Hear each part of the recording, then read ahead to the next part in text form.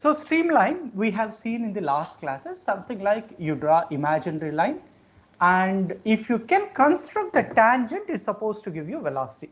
Basically it's more like a reverse engineering. You already have velocity field, so you can really construct imaginary lines, and from there you can really re-say that the tangent supposed to tell you velocity. But this reverse way of looking at the things were very popular for applied math guys. Because end of the day, we will go with something named differential equation like Navier-Stokes equation, maybe potential flows and so on, so kind of stuff. Rewriting your equation in terms of streamlines is much easier, and solving them is very, very easy by using your Fourier series methods or Laplace methods and so on. Once you solve that, you first get the stream function or streamlines. You take derivative of that based on that line tangent, you will get velocity field. That's the way it works. Path line also we have tried to see that. You track individual things. Then if something like a trajectory, whatever it traverses, that's what we call path line. Streak line we have seen something like you begin with some station. Whatever those particles really came from the station, you try to connect them at a given frozen time. That line, whatever it is there, you will call streak line. Now in today's class, what we will do is, before really looking at vorticity strain rate tensors, we will work out one example so that we will have better understanding. So let us consider this example. Consider the flow described by the velocity field Bx multiplied by 1 plus At multiplied by I plus Cy multiplied by j cap, with A is equal to 0.5 second inverse, B is equal to C is equal to 1 over second inverse. Basically, somehow you did experiment, you measure that based on the position, based on the time and so on, at any given location in that two-dimensional world. Maybe you take a rectangular tank, fill it with water. You start tapping the tank. Maybe liquid might be oscillating, or maybe liquid motions might be generated. They might be going from one location to another location. Based on how much tapping you are trying to do, the liquid might really start moving here and there. Only you are trying to look at the two-dimensional world. Not oscillations, but something like flow field information.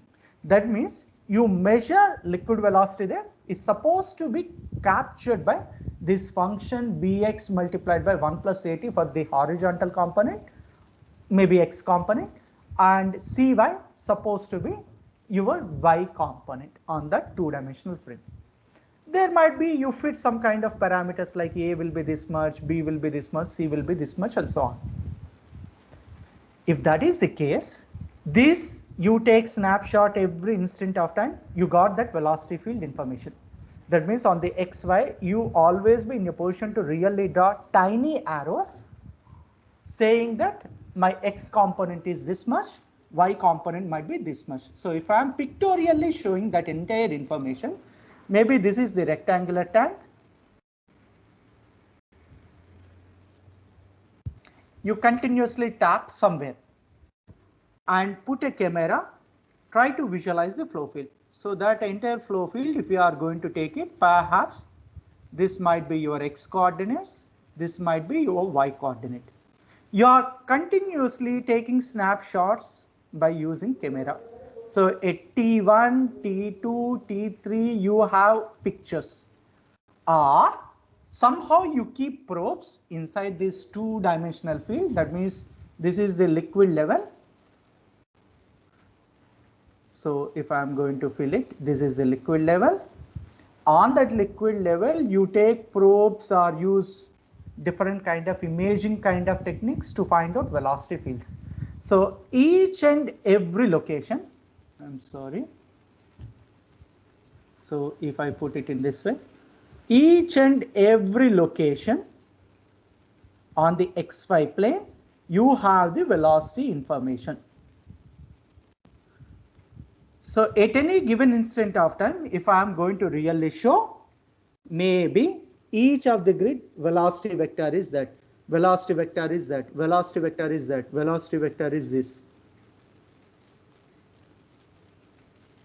Based on how much u component, how much v component, and so on, That entire mesh, this is what we call mesh. An imaginary mesh, within each of the square cell, you are in a position to get information on the velocity field.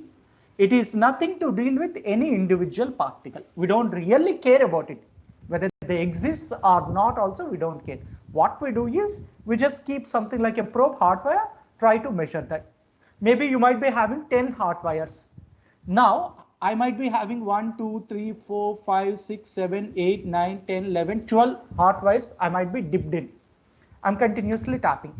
So that at every given location, let us call this is first location, I might be having as a function of time how velocity really changes in the system. It might be U component, it might be V component also. When I am talking from my mouth, if I am going to keep hot wire probes throughout this room, maybe hot wire probes which are quite near to my mouth might start sensing a lot of fluctuations, flow is going front and back and so on. Maybe far away from that, it might be very minute components. So I always be in a position to really track, store that entire data in a better way, try to have information of that entire room, maybe the two-dimensional room. That's what we call velocity field. Is that clear? Here we are not identifying any particular points in the sense particles, but on this space you locate, like you fix your probe at this location, measure. Now every instant, if it is a time varying field, which we call unsteady flow field, every instant of time you are going to see variation in velocity, might be at that location throughout the information also. That means if I am going to take this entire thing, at this given instant of time it looks like that. Next instant of time it might be in this direction, maybe increase in magnitude, decrease in magnitude. That kind of thing is going to happen at each and every location. Even at one location, if this velocity field information is varying, we call such kind of things unsteady flow field. This is the keyword what we use. If it is independent of time,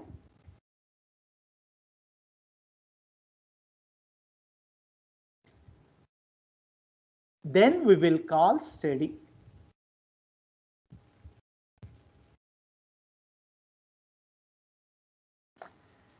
The mathematical way to represent that is, because it's a field description, Eulerian field description, del by del t of that field, it can be U, it can be V or anything, it will be 0. Even density is 0. The variation in density at that location is 0. The variation in velocity is equal to 0. The variation of other velocity component is equal to 0. The variation of temperature field is equal to 0. Based on which component it becomes 0, you will call it is steady temperature field. It is steady velocity field. It is steady density field on Eulerian thing. That doesn't mean that your particles or Lagrangian particles are rest. Maybe your Lagrangian particles might be going here and there and so on. But whatever the particle really comes next instant of time, that also possesses the same information. Then you will call that is steady. There is another concept named homogeneous or uniform kind of information. Let me put uniform thing. You take the same Eulerian thing, maybe your classroom or whatever that. At this location, at this location, at this location, at this location, one will be having same velocity. Raja is here, Ahana is here, Alankrita is here, Akhil is here, and so on. They are at each of these X, Y, Z locations, let us assume it. At any given instant of time, all of them possess the same velocity. Same velocity. then we will call uniform velocity.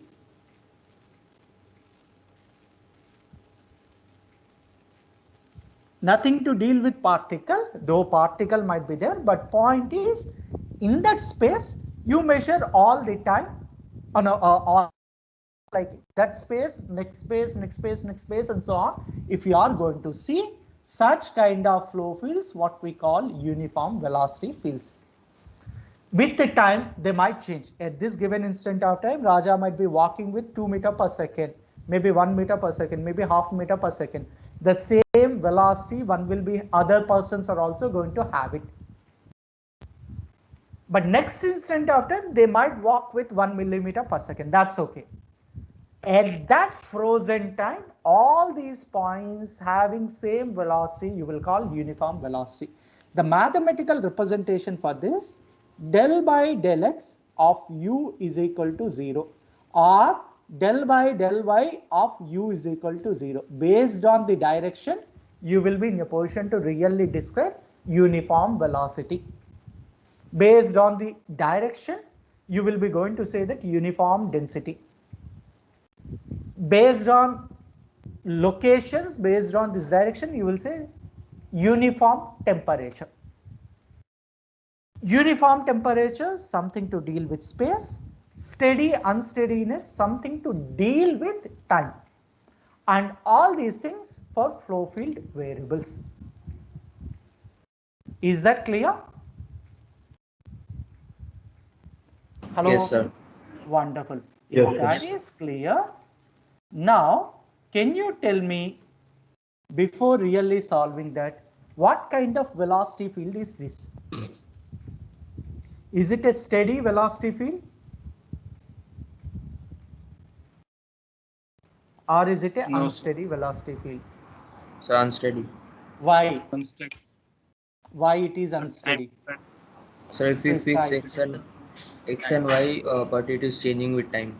That's right. And this is varying for a field based on the space. That means if I am going to calculate del by del t of v, either vx component, vy components, in the x direction, if I am precisely looking at x velocity components are unsteady, though y velocity components are steady, but the overall field with respect to time is going to change. So it is definitely unsteady velocity field.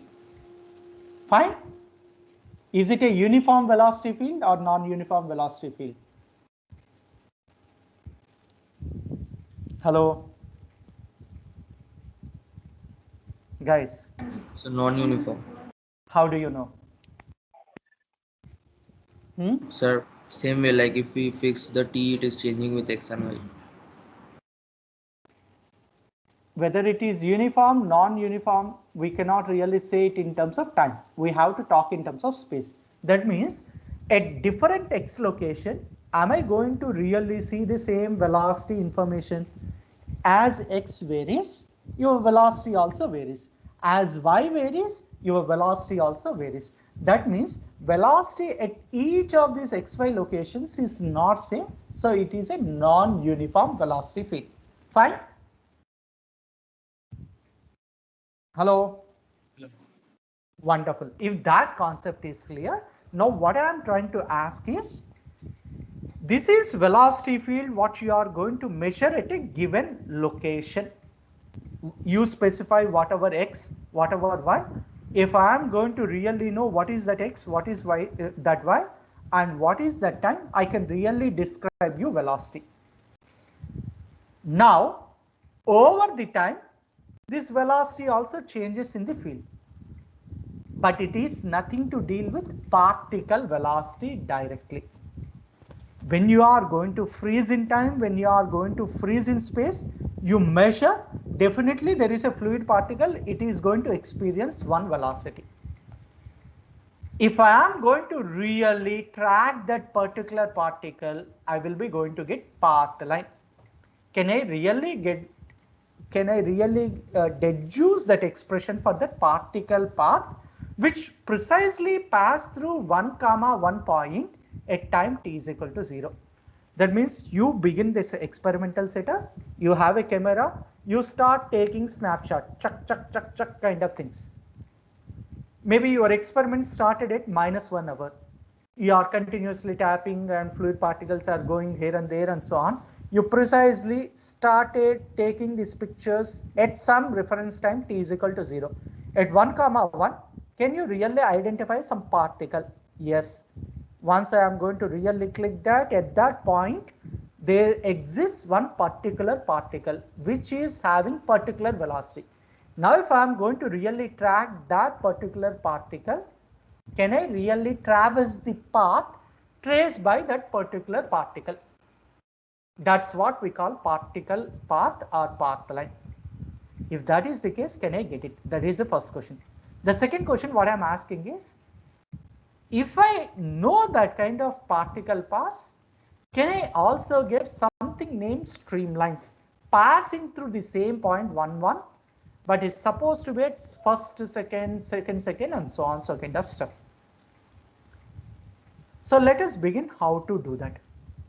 Velocity field is given as Bx multiplied by 1 plus At multiplied by I cap plus Cy multiplied by J cap. If it is path line, let us think of it in this way. This is the x coordinate. This is the y coordinate. At different instance of time, I would like to really track it. That means think of in this perpendicular direction, there is a time frame. I'm going to pile up records one after other.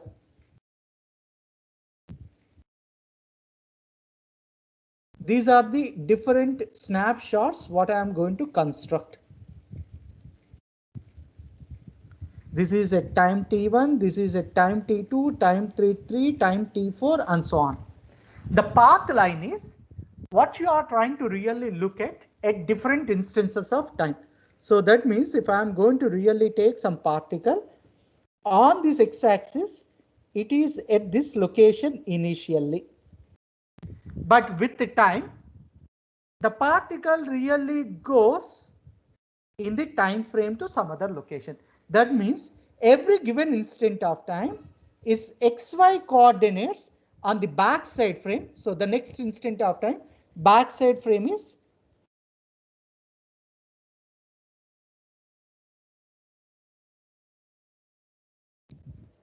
here.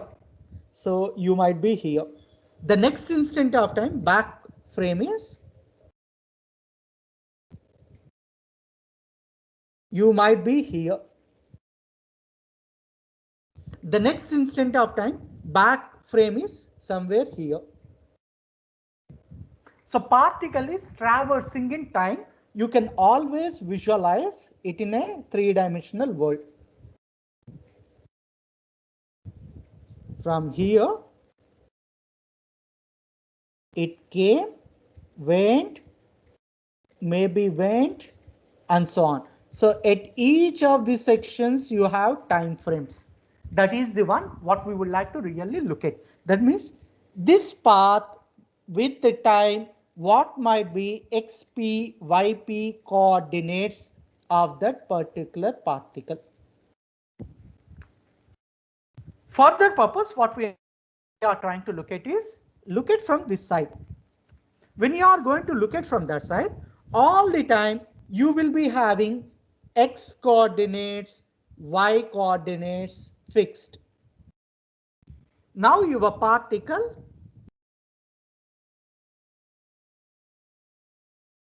though you are seeing on the xy frame, this is at a given time t1, this is at a given time t2, this is at a given time t3, and so on and so on. Is that clear first of all? Yes, sir. Wonderful. If that is clear, now what we are trying to do is, if that is the case, can I really find out the path traversed by this xp, yp kind of coordinate systems by that particle? For that purpose, what we are trying to do is begin this velocity field. dxp by dt is supposed to be velocity of the particle in the horizontal direction, which is bx xp multiplied by 1 plus at. Now you separate out that integration. Similarly, dvp by dt, dyp by dt is equal to cyp. Separate out these two integrations so that you will be going to get something like ln xp is equal to b t plus at square by 2 plus some constant c1. That means xp is equal to some c1 e power b multiplied by t plus at square by 2. Similarly, yp of the trajectory is, separate it out, ln yp is equal to t. So this means ln yp is equal to something c2 plus ct. That means e power some constant. What I mean c1, it can be some constant a. Let us consider a and some constant d multiplied by e power ct.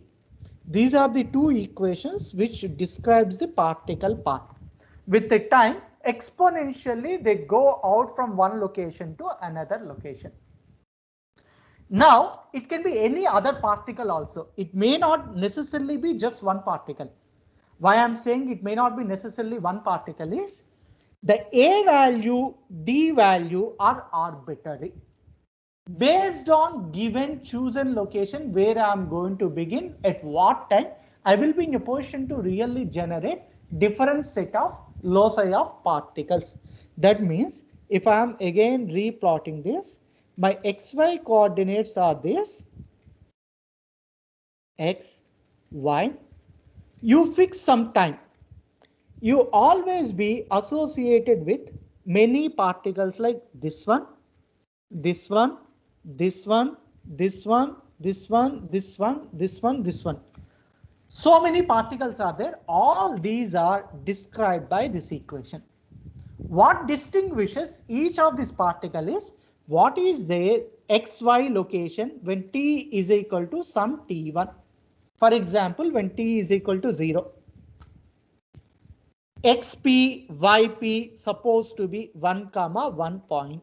That means xp is equal to 1 is equal to a multiplied by e power b multiplied by 0 plus 0 and 1 is equal to d e power c multiplied by 0. This means this is equal to a. This means this is equal to d.